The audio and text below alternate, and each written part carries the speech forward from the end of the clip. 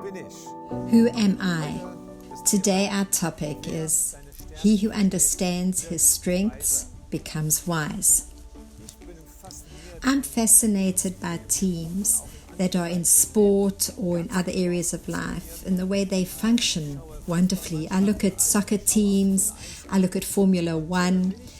And when I look at Formula One, then I think that here is a team of people that work together for one specific result. Maybe 500, 600 members. There's a factory, the factory leaders, the bosses, there are many engineers.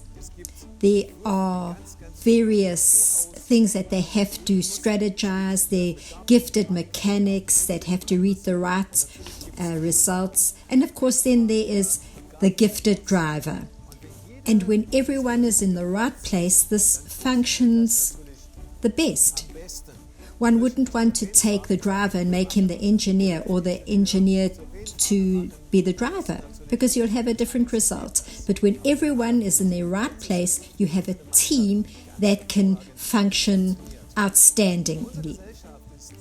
Unfortunately, our society is often focused on weaknesses and not on our strengths. And I think it's better that when we look at our strengths, concentrate on them, and if we have the opportunity to then complement with those that have strengths in other areas where we maybe have our weaknesses. Studies have shown that people have their most joy when they are working in their strengths. They have the more emotional and social stability. And I would say, even looking at my life, that this is the situation. Right in the beginning, when we planted a church, we had a very small team.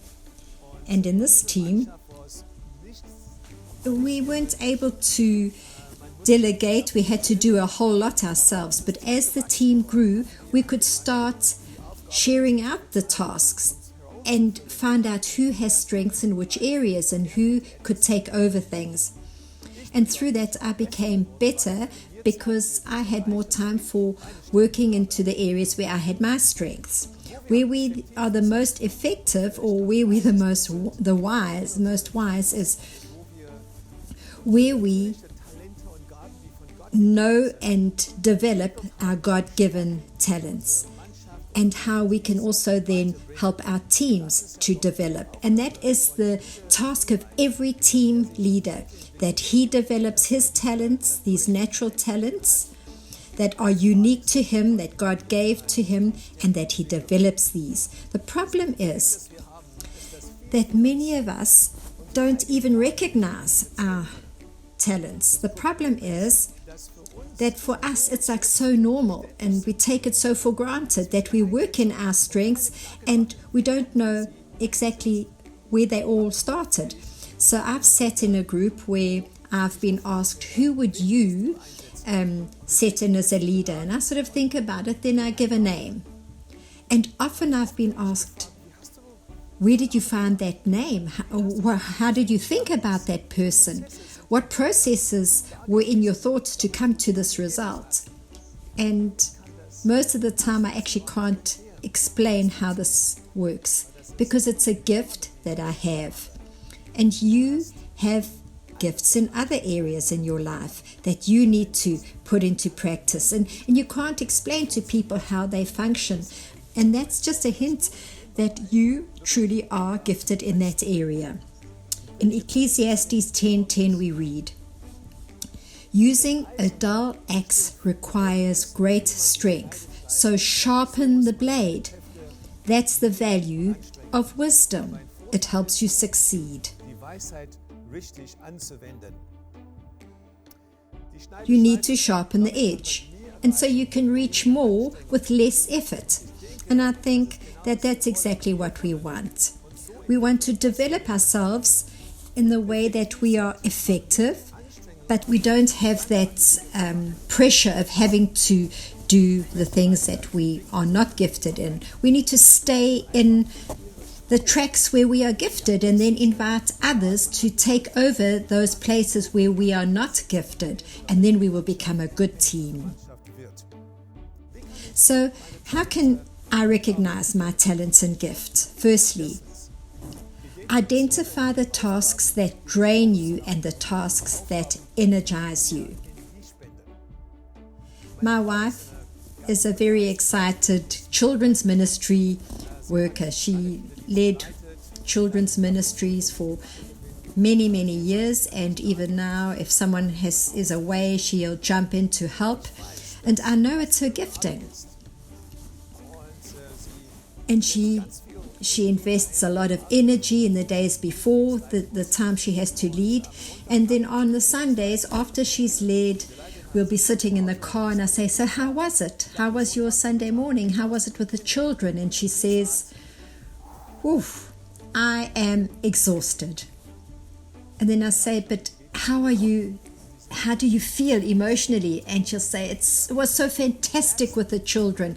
And you see that physically she's exhausted, but she was energized just by being with the children. And when you experience this, you will see that this is a gift that you have, and this is what motivates you.